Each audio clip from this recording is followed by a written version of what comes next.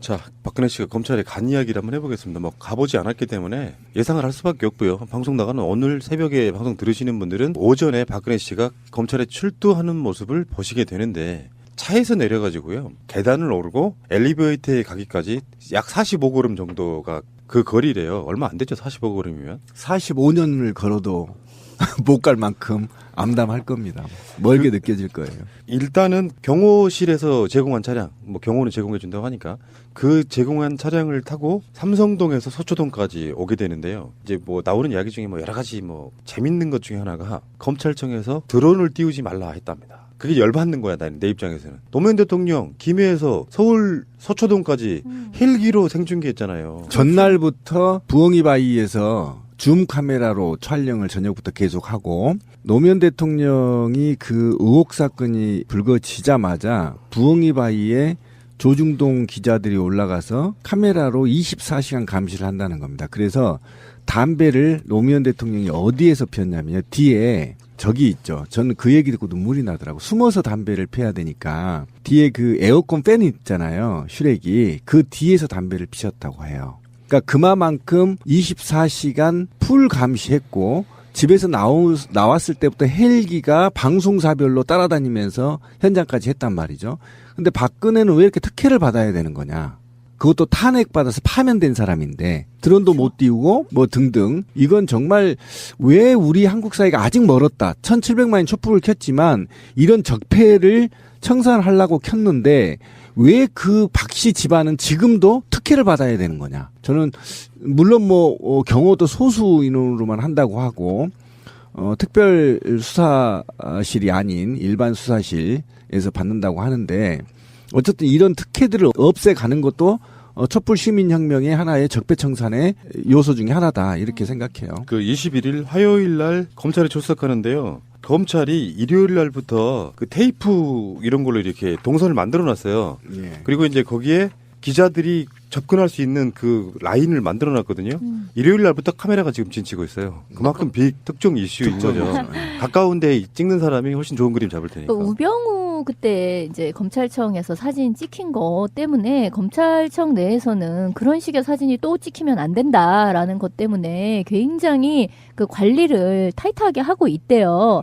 근데 그때 그 사진 이후에 각 이제 신문사에서도 그 정도 기술은 우리도 있다. 그렇게 찍을 생각을 못 했는데 다 가능하다. 뭐 이런 식으로 지금 노리고 있는데 이제 그렇게 안 되도록 모든 창문을 다 봉쇄한다라고 하네요. 그런 것도 있고 어쨌든 박근혜 씨 경호와 관련해서 검찰에서 많은 이제 공을 들은 이유는 민주나 진보 시민들이 박근혜한테 유해나 뭐 이런 게 아니에요. 사실은 깊게 들어가 보면 박정희를 뼛속까지 그렸던 사람들이 수치심에 이것과 같이 박근혜와 함께 공모했던 자들이 박근혜한테 죄를 다 더 씌우기 위해서 박근혜를 테러할 수도 있다 이렇게 보고 있는 겁니다. 보통 대다수의 국민이 아니고 극우 쪽으로 가 있거나 또는 박정희가 거의 신적으로 여겼던 사람. 그래서 박근혜 때문에 박정희의 신화가 무너지고 있다라고 생각해서 박근혜의 유해를 가할 수도 있기 때문에 상당히 이거를 지금 경호에 신경을 쓴다라는 것이거든요. 그러니까 우리 쪽이 아니에요. 자꾸 착각을 하시는데 우리는 그럴 사람들이 없고요. 없죠. 예. 그런데 좀 너무 무리하게 검찰이 오버하는 거 아니냐 이렇게도 생각하지만 반대쪽으로도 생각을 해줘야 되는 겁니다. 왜냐하면 끝까지 국민들은 박근혜가 건강하게 조사를 받기를 원하는 맞아요. 것이고 경호를 굉장히 잘할 그렇죠. 필요가 있는 거죠. 저 사람이 제대로 조사를 받고 재판을 받는 것이 촛불 시민의 어떤 역사적인 승리라고 생각하기 때문에요. 이 사람이 재판받는 과정에서 절대적으로 무슨 테러를 당하거나 이런 일은 없어야 되는 거죠. 그렇죠. 저희도 그래서 수사실에 갈비를 좀 보내줄까. 왜요? 왜? 배고플까 봐. 새날 자, 이름으로 좀 보내줄까. 정말 이제는 수사를 한번 해봅시다. 예. 45걸음을 뛰고 엘리베이터에 타서 서야죠. 올라갑니다. 일단 포트라인에 서야죠. 사진. 아니 그러니까 쓴다고 당연히 해요. 서겠지. 섰는데 우리 박근혜 씨가 있으니까 한번 해보죠. 어떻게 할지. 뭘 어떻게 해? 성대모사 한번 해보시죠. 자, 자, 박근혜 썼다. 존경하는 국민 여러분, 국민 여러분들에게 심려를 끼쳐 드린 것을 죄송하게 생각합니다. 그럼 사과하시는 건가요? 이렇게 내가 해봐요. 해야지. 그러면 혐의를 인정하십니까? 그거는 다른 문제라고 생각하고 저는 어디까지나 이렇게 완전히 다 엮였다라고 말씀을 드리고 그럼 본인은 싶은데 죄가 없다고 주장하시는 건가요? 그 모든 것은 검찰에서 다 저의 어떤 무고함을 밝히는 걸로 그러기 위해서 제가 온 거 아니겠습니까? 네. 변기를 안 뜯었던데. 잠깐만 이러지 않기를 바라는 마음으로 정말 박근혜가 정상이면요 그 자리에서 국민 여러분께 죄송합니다 한마디 하고 딱 들어가면 되거든요. 그렇지. 역대 대통령이 다 그런 식이었고 거기서 지금 취조받을 일이 있어요. 자 그런데 최근에 나온 그 보도를 보면요 검찰이 밖으로 알려지지 않은 히든 카드가 있다 이런 얘기가 나와요. 그러니까 검찰은 어쨌든 그 박근혜 씨가 완강히 부인을 할 것이다라는 것은 다 예상을 한 거일 테고 전번에 왜 신비님도 얘기한 것처럼 검찰은 처음에 이 사람이 뭐라 그러나 보자 하고 잠깐 들어보고 그리고 움직일 수 없는 어떤 증거를 내놓는다라고 얘기를 하셨잖아요. 그것처럼 물증이 확실히 있다는 거죠. 근데 그 물증이라는 것이 이를테면 안종범의 그 사초라고 해야 되나요? 하여튼 그것을 이제 내보이면서 빼도 박도 못하는 이제 물증으로 박근혜의 어떤 혐의를 완전히 다 이제 인정받으려고 할 것이다. 그러니까 이를테면 수첩공주라고 했는데 수첩으로 일어선 자 수첩으로 망하는 꼴을 이제 보게 된다는 거죠. 저는 이렇게 생각해요. 일단은 검찰이 결정적인 증거가 또 있다 뭐 이런 식의 뉘앙스로 뭔가를 흘렸는데 진짜 중요한 것은 이미 나온 증거만으로 차고 넘쳐 사실은. 또 다른 증거가 있다고 한들 그게 뭐 대단한 거겠느냐 이런 생각이 들고요. 안종범의 수첩만 해도 이게 56권짜리라는 거예요. 나는 이런 대하소설을 정말 본 적이 없어. 56권. 자, 그런데 지금 박근혜 씨나 변호인단이 가장 두려워하는 것이요. 뇌물죄예요. 그러니까 다른 거는 정치적 합의도 가능하고 정치적 선처도 가능합니다. 그런데 뇌물죄는요. 지금 특검이 밝힌 게 300억이거든요. 네, 직접 뇌물죄가 300억입니다. 특검이 발표한 게. 그러면 이게 형량이요. 몇십 년이 될지 몰라요. 굉장히 위험합니다, 지금. 최고 무기징역에 예, 10년 이상. 최소 10년 이상. 예, 최소 10년 이상에서 지금 박근혜 쪽에서는 다른 건 다 인정하더라도 이 뇌물죄는 조목조목 반박할 가능성이 있고요. 그다음에 뇌물죄는 직접 뇌물죄가 있고 제3자 뇌물죄가 있고 뇌물 공여죄가 있는데 이거를 증명하기가 검찰이 굉장히 어려울 겁니다. 만약에 검찰이 굉장히 머리를 써서요. 진술을 받아냈어. 그렇다 하더라도 법정에서 또 번복해버리면 됩니다. 이 뇌물죄라는 게. 그러면 보통적인 건 이런 거죠. 보통 뇌물죄라는 것은 내가 집을 압수수색했더니 돈이 나왔거나 그죠? 아니면 돈을 주고받은 CCTV를 확보했거나 또는 줬다고 누군가가 증언을 하거나 준 놈이 이런 구체적인 사실이 나와야 되는데 실질적으로 박근혜 씨 같은 경우는 지금 직접 뇌물죄를 적용하기가 검찰이 굉장히 쉽지 않을 거다. 그래서 그런데 간접적으로 어떻게 심리전을 이용해서 끌어낼지는 모르겠지만 저는 어쨌든 뇌물죄 적용 굉장히 검찰도 어려울 것이고 이 부분은 그렇게 쉽게 안 될 것이다. 그리고 박근혜 씨가 지금 사저에서 5시간씩 트레이닝 한다는 거 아닙니까? 하면 뭐해? 예. 빡세게 트레이닝 받겠죠. 자, 다시 네, 해봅시다. 네, 그러면. 안 돼. 우리 할 얘기 많아. 그래서 이것과 관련해서는 저는 걱정 안 해도 된다. 왜냐하면 검찰은요. 정말 머리 좋습니다. 이 수사 기법이 수십 년간 내려온 거기 때문에 몇 마디 딱 키면 얘는 A형이구나. 그러면 이렇게 치면 이렇게 답하겠지 다 나오게 있기 때문에 조사 받아본 놈은 압니다. 근데 그러니까 박근혜 쪽도 지금 현재는 그거로처럼 보여요. 뇌물죄 입증을 검찰이 어떻게 할 것인지에 대한 대비책과 트레이닝을 했을 거라고 보고 문제는 이 사람들의 전략은 딱 하나밖에 없어요. 최순실이 대통령 모르게 했다 이런 정도로 하려고 하는데 요즘도 나오고 있는 기사들이 있잖아요. 박근혜 지시사항 같은 것들이 직접적으로 나오지 않습니까? 이게 요건 피할 수가 힘들다고 보고 그렇죠. 그러니까 이 박근혜 게이트 다 지워도 박근혜가 검찰 수사 받는 대표적인 것은 최순실 박근혜 한 지갑론 이것을 입증하느냐 마느냐에 관련된 문제인데요. 이미 증거는 차고 넘친다고 저는 보는 것이고 박근혜 씨는 이게 수사가 13가지 죄목이니까요. 이런 상황을 한번 해보자고요. 박근혜가 아침 9시 반경에 검찰청 조사실로 들어갑니다. 그러면 박근혜는 기본적으로 몇 시간 정도 조사 받을 거라고 예상하세요, 여러분들은? 새벽까지는 받아야 되지 않겠어요? 지금 검찰은 한 10시간 반 정도를 예상하고 있더라고요. 대답을 제대로 못할 거니까 질문 이해시키는데 시간도 많이 걸릴 것이고 중간중간 쉬자 그럴 것도 뻔하니까 새벽까지 잡아놓고 해야죠. 일몰이 되면요. 조사를 받는 피의자가 조사를 거부할 수가 있대요. 예, 맞아요. 그런데 문제는 그럼 또 나와야 돼. 그러니까 박근혜는 진짜 한 번만 나가고 싶고 그래서 그런 기사가 나왔지 않습니까? 박근혜 쪽은 한 번만 나가고 싶고 그리고 검찰 쪽에서는 단 한 번에 끝내고 싶어. 어쨌든 간에 이게 지금 일치하는 거잖아요. 그러면 새벽까지 조사를 한다고 보고. 근데 이게 법적으로 몇 시간 이상 조사하면 뭐 안 된다는 규정이 없으니까 뭐 이틀도 갈 수 있는 거 아니야 어차피 하다 보면. 일과 시간이 아니거나 하는 때에는 내가 조사를 거부할 수 있는데 조사를 거부해봐야 박근혜에게 남는 게 없어요. 여러 번 왔다 갔다 해야 되잖아. 계속 또 왔다 갔다. 포토라인에 네, 또 서야 되고. 또 서야 되는 그걸 감수하지 않기 위해서 또는 만약에 저는 밤이 되었으니 조사를 받지 않겠습니다라고 하면 또 국민적 공분이 또 생겨요. 그러니까 안에 들어가서 개고생하는 모습이라도 보여줘야 된다고 생각해요. 그렇지. 그러니까 아침에 나온다거나 이것도 생길 수 있죠. 어디 숨겨놨던 그 CCTV 동영상이나 그냥 통화 내력 같은 걸로 옴짝달싹 못하게 하고 제발 그것만 숨겨주세요. 나머지 제가 다 인정할게요. 뭐 이런 증거가 하나 있는 건 아닐까? 근데 이거는 충분히 입증 가능하다고 특검이나 검찰이 보고 있는 이유가 박근혜가 예를 들어서 최순실만 알아서 해먹었다라고 실드를 치려면 박근혜가 지시사항이 없어야 돼요. 근데 박근혜 지시사항은 그 청와대 수석 특히 안종범 같은 사람들을 통해서 계속 내려갔고 그리고 나면 그 반대적인 이득이 최순실에게 돌아왔단 말이에요. 요거는 빼도 박도 못하는 그래서 아까 안종범의 수첩이 뇌물죄의 결정적인 증거라고 말하는 거고요. 저쪽에서는 지금 안종범이 쓴 수첩은 직접적으로 증거가 될 수 없다고 얘기를 하고 있는 겁니다. 미르하고 K재단과 관련해서는 박근혜 씨가 빠져나갈 수가 없어요. 왜 그러냐면 독대를 통해서 그 독대 결과가 대통령 지시사항으로 안종범한테 내려갔고 실제로 그 해당 부처들이 이행을 했기 때문이에요. 그런데 이제 이게 지시사항이 돼 있으면 바로 이제 공동지갑론이 있는 거죠. 그러면 이 공동지갑론을 증명해야 되는데 옷값을 최순실이 대납했거든요.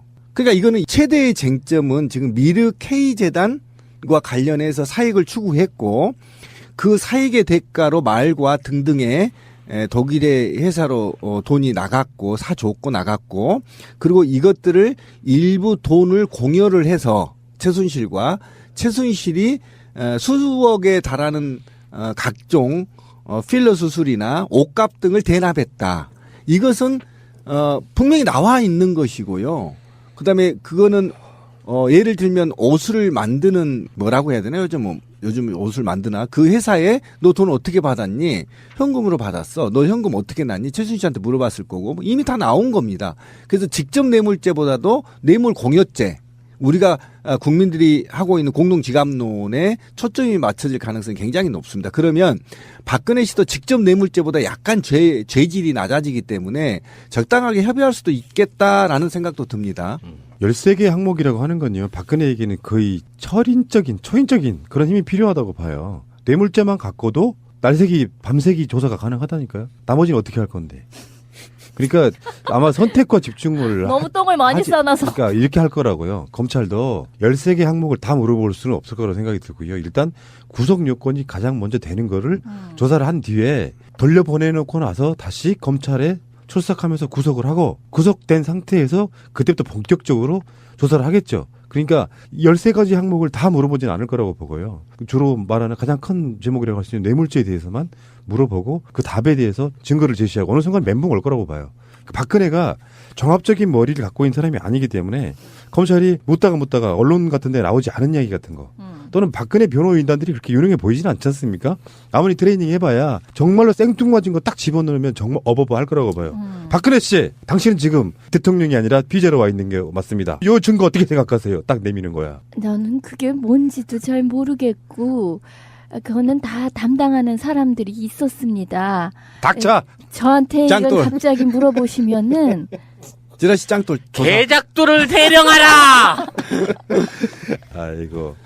근데 어쨌든 박근혜 씨는 자업자득입니다. 왜 그러냐면 자기 변호인단과 자기 참모진들과 굉장히 긴밀하게 소통을 하고 대화를 하고 열린 마음으로 국정을 운영했어야 되는데 마치 제왕처럼 숨어서 관저에 숨어서 특정인들만 만나서 그 특정인들을 통해서 지시하고 국가를 운영했단 말이죠. 하물며 변호사까지도 보고 싶을 때 보지도 못하고 약속을 안 잡았다고 돌려보내버렸단 말이에요. 그러니까 얼마만큼 이 박근혜 씨가 폐쇄적이고 인간관계가 얼마나 폐쇄적이었는지 그다음에 배타적이었는지를 보여주는 대표적인 사례가 이번 이런 게 다 드러난 거란 말이에요. 만약에 그렇지 않고 누구나가 대통령을 보통 사람처럼 만나서 또 이야기하고 했더라면 여기까지 오지 않았죠. 그런데 이 수사에도 마찬가지입니다. 대인들과 굉장히 커뮤니케이션을 못했기 때문에 검찰의 함정에 100점 100패입니다. 박근혜 입장에. 내가 봤을 때는 박근혜는 변호사에게도 못할 말이 있을 거라고 생각이 들어. 그렇죠. 그 얘기죠. 바로 제 얘기가. 굉장히 예, 예. 그 숨겨진 치부 같은 경우는요. 변호사한테 말 못할 가능성이 높아요. 그게 드러날까봐 사실은 대인 관계가 그렇게 폐쇄적이었던 겁니다. 검찰 조사를 받을 때 옆에 변호인이 출석하긴 하는데 그 변호인이 답을 대신해 줄 수는 없어요. 이럴 때 어떻게 대답하라고 조력은 해줄 수 있는 거지. 그런 용도로 변호사가 그렇죠. 쓰이는 거니까 아마 박근혜는 상당한 멘붕에 빠져가지고 나올 때 울고 나오지 않을까. 대체 이 새끼들 뭐 하는 새끼들인가 싶은 생각이 제가 들죠. 볼 때는 혼절도 가능할 거예요. 왜냐하면 저희 같은 제가 젊었을 때도 마찬가지인데 검찰 조사를 받고 나면요. 일단 자존감이 붕괴돼요. 교묘한 그들의 언어가 있어요. 그 어투에 사람을 이게 말로 표현 못하는 굉장히 심정을 있잖아요. 날카롭게 건드려요. 김상호 씨, 지금 집시법 위반으로 와 계시는 거 맞죠? 저 그때 집에 안 갔습니다. 올해 아니, 몇 살이세요? 저보다 한 10살 많으신 것 같은데. 막 그런 식으로 하는 거예요. 그런 식으로. 이렇게. 예, 실제로. 그런 그리고 식으로 살면 재밌어요? 그리고 이게 있잖아. 나이가 꽤 많으시네요. 뭐 이런 식으로 이제 과 되는 거야. 그리고 반말도 비슷하게 해요. 그날 거긴 왜 갔을까? 그러면 내가 핸드폰을 만지면 이래. 응. 녹음해. 야, 녹음해. 이렇게 막 해요. 진짜 전화 올 때 있나 그 보지? 영화처럼 저는 녹음하세요. 녹음해. 막 이런 식으로 한단 말이에요. 이제 그게 기법인 거죠. 기법인 상대방의 거야. 감정을 최대한 이렇게 처참하게 만들어 놔야 이게 수술 나온다고 생각하는. 그러면 이게 머리가 쥐가 나요. 머리 나쁜 놈들은. 이게 무슨 뜻이지? 무슨 뜻이지? 서로 막 머리가 나름 막 굴려야 돼. 그 짱구를. 이렇게 하면 유리할까? 저렇게 하면 유리할까? 이게 그냥 오만 그 주마등처럼 막 스치고 지나가는 거야. 근데 박근혜 씨는 그렇게 되면 머리 지나버린다고. 발작하는 거 자, 아니야? 어쨌건 간에 지금 검찰이 뇌물죄를 건드리려고 하는 그것을 타겟으로 하는 것이 정황이 보입니다. SK하고 롯데의 그룹의 수뇌부들도 이미 조사를 받고 갔다고 해요. 그러니까 삼성만 아니고 미르 K스포 재단에 돈을 입금했던 분들 다 포함해가지고 그것을 다 설명하려고 하는데 이제는 어쩔 수가 없는 것 같습니다. 박근혜 탄핵에서도 마찬가지지만 박근혜와 최순실의 관계는 이제는 멀어질 수밖에 없어요. 최대한 이 사람들을 어떻게 맞춰가려고 하느냐. 지시사항도 최순실을 위한 건 아니었다. 최순실이 박근혜의 그 지시사항을 보고 마음대로 그렇게 농락한 거다. 이런 식으로 몰고 가려고 하면 최순실 입장에서는 죄가 커지는 거고요. 그렇죠. 이쪽에서 이렇게 몰아가면. 그러니까 공범 관계가 있는데 한쪽이 좀 죄를 싸게 맞으려면 공범한테 죄를 떠밀어야 되잖아. 그러니까 최순실과 박근혜의 관계는 사실상 끝났다라고 봐요. 그런데 최근에 어쨌든 최순실이 법정 진술이나 모든 걸 거부한 걸 보면 내가 한 일을 왜 다 박근혜 대통령한테 더 씌우려고 한다. 라는 이제 해서 수사를 거부를 했지 않습니까? 그러니까 그렇다고 보면 박씨, 최씨 패밀리들은 이미 박근혜를 살려야 된다라는 집념이 있는 것 같아요. 그래서 자기들이 오히려 검찰 입장에서 보면 최순실이나 정유라나 이들의 죄를 물을 게 굉장히 쉬워졌다. 오히려. 그리고 이제 이게 어떤 현상이 또 벌어지냐면 대기업들을 이제 쳤잖아요. 박근혜 출두 전에 대기업을 이제 몇 군데 쳤단 말이죠. 이 친 이유는 뭐냐면 이 자본에 대한 압박을 하는 겁니다. 그러니까 박근혜에 대한 압박이에요, 이게. 그러니까 너 와서 사기치지 마라. 지금 정보 다 갖고 있으니까 개사기 치지 말고 제대로 해. 라고 대기업들을 조사하기 시작하죠. 두고 보세요.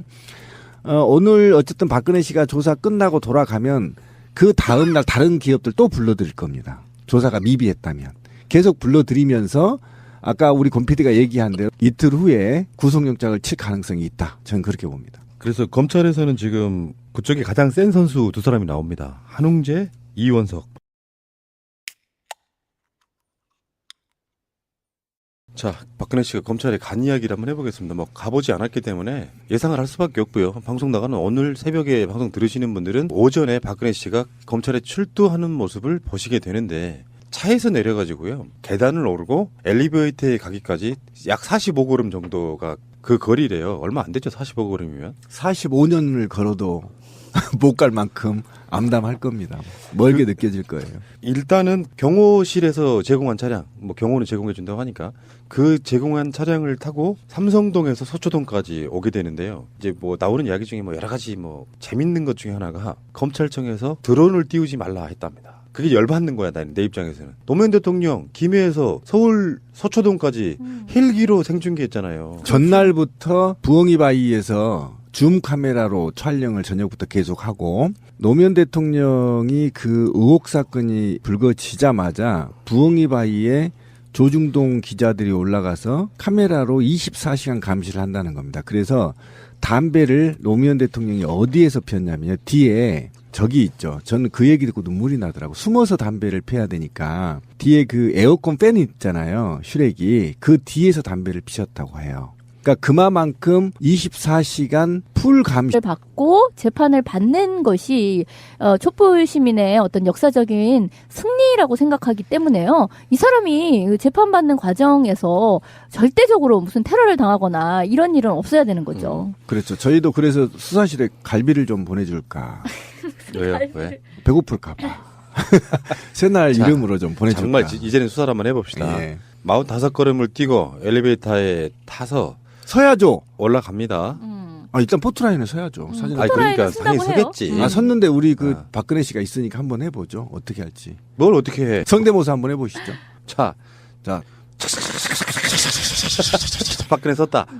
존경하는 국민 여러분, 국민 여러분들에게 심려를 끼쳐 드린 것을 죄송하게 생각합니다. 그럼 사과하시는 건가요? 이렇게 내가 해야지. 음. 그러면 혐의를 인정하십니까? 그거는 다른 문제라고 생각하고 저는 어디까지나 이렇게 완전히 다 엮였다라고 말씀을 드리고 그럼 본인은 싶은데 죄가 없다고 주장하시는 건가요? 그 모든 것은 검찰에서 다 저의 어떤 무고함을 밝히는 걸로 그러기 위해서 제가 온 거 아니겠습니까? 네. 변기를 안 뜯었던데. 잠깐만. 이러지 않기를 바라는 마음으로 어. 정말 박근혜가 정상이면요. 그 자리에서 국민 여러분께 죄송합니다 한마디 하고 딱 들어가면 되거든요. 그렇지. 역대 대통령이 다 그런 식이었고 거기서 지금 취조받을 일이 있어요. 자, 그런데 최근에 나온 그 보도를 보면요. 검찰이 밖으로 알려지지 않은 히든 카드가 있다. 이런 얘기가 나와요. 그러니까 검찰은 어쨌든 그 박근혜 씨가 완강히 부인을 할 것이다라는 것은 다 예상을 한 거일 테고 전번에 왜 신비님도 얘기한 것처럼 검찰은 처음에 이 사람이 뭐라 그러나 보자 하고 잠깐 들어보고 그리고 움직일 수 없는 어떤 증거를 내놓는다라고 얘기를 하셨잖아요. 그것처럼 물증이 확실히 있다는 거죠. 근데 그 물증이라는 것이 이를테면 안종범의 그 사초라고 해야 되나요? 하여튼 그것을 이제 내보이면서 빼도 박도 못하는 이제 물증으로 박근혜의 어떤 혐의를 완전히 다 이제 인정받으려고 할 것이다. 그러니까 이를테면 수첩공주라고 했는데 수첩으로 일어선 자 수첩으로 망하는 꼴을 이제 보게 된다는 거죠. 저는 이렇게 생각해요. 일단은 검찰이 결정적인 증거가 또 있다. 뭐 이런 식의 뉘앙스로 뭔가를 흘렸는데 진짜 중요한 것은 이미 나온 증거만으로 차고 넘쳐 사실은. 또 다른 증거가 있다고 한들 그게 뭐 대단하겠느냐 이런 생각이 들고요. 안종범의 수첩만 해도 이게 56건짜리라는 거예요. 나는 이런 대하서 기술은 우리도 있다. 그렇게 찍을 생각을 못했는데 다 가능하다. 뭐 이런 식으로 지금 노리고 있는데 이제 그렇게 안 되도록 모든 창문을 다 봉쇄한다라고 하네요. 그런 것도 있고 어쨌든 박근혜 씨 경호와 관련해서 검찰에서 많은 이제 공을 들은 이유는 민주나 진보 시민들이 박근혜한테 유해나 뭐 이런 게 아니에요. 사실은 깊게 들어가 보면 박정희를 뼛속까지 그렸던 사람들이 수치심에 이것과 같이 박근혜와 함께 공모했던 자들이 박근혜한테 죄를 다 더 씌우기 위해서 박근혜를 테러할 수도 있다 이렇게 보고 있는 겁니다. 보통 대다수의 국민이 아니고 극우 쪽으로 가 있거나 또는 박정희가 거의 신적으로 여겼던 사람. 그래서 박근혜 때문에 박정희의 신화가 무너지고 있다라고 생각해서 박근혜의 유해를 가할 수도 있기 때문에 상당히 이거를 지금 경호에 신경을 쓴다라는 것이거든요. 그러니까 우리 쪽이 아니에요. 자꾸 착각을 하시는데 우리는 그럴 사람들이 없고요. 없죠. 예. 그런데 좀 너무 무리하게 검찰이 오버하는 거 아니냐 이렇게도 생각하지만 반대쪽으로도 생각을 해줘야 되는 겁니다. 왜냐하면 끝까지 국민들은 박근혜가 건강하게 조사를 받기를 원하는 맞아요. 것이고 경호를 굉장히 잘할 필요가 그렇죠. 있는 거죠. 저 사람이 제대로 조사를 했고 집에서 나왔을 때부터 헬기가 방송사별로 따라다니면서 현장까지 했단 말이죠. 근데 박근혜는 왜 이렇게 특혜를 받아야 되는 거냐. 그것도 탄핵받아서 파면된 사람인데 드론도 못 띄우고 뭐 등등. 이건 정말 왜 우리 한국 사회가 아직 멀었다. 1700만인 촛불을 켰지만 이런 적폐를 청산하려고 켰는데 왜 그 박씨 집안은 지금도 특혜를 받아야 되는 거냐. 저는 물론 뭐 경호도 소수 인원으로만 한다고 하고 특별 수사실이 아닌 일반 수사실에서 받는다고 하는데 어쨌든 이런 특혜들을 없애가는 것도 촛불 시민혁명의 하나의 적폐청산의 요소 중에 하나다 이렇게 생각해요. 그 21일 화요일 날 검찰이 출석하는데요. 검찰이 일요일 날부터 그 테이프 이런 걸로 이렇게 동선을 만들어 놨어요. 예. 그리고 이제 거기에 기자들이 접근할 수 있는 그 라인을 만들어 놨거든요. 일요일 날부터 카메라가 지금 진치고 있어요. 그만큼 특정 이슈인 거죠. 가까운 데 찍는 사람이 훨씬 좋은 그림 잡을 테니까. 우병우 그때 이제 검찰청에서 사진 찍힌 거 때문에 검찰청 내에서는 그런 식의 사진이 또 찍히면 안 된다라는 것 때문에 굉장히 그 관리를 타이트하게 하고 있대요. 근데 그때 그 사진 이후에 각 이제 신문사에서도 그 정도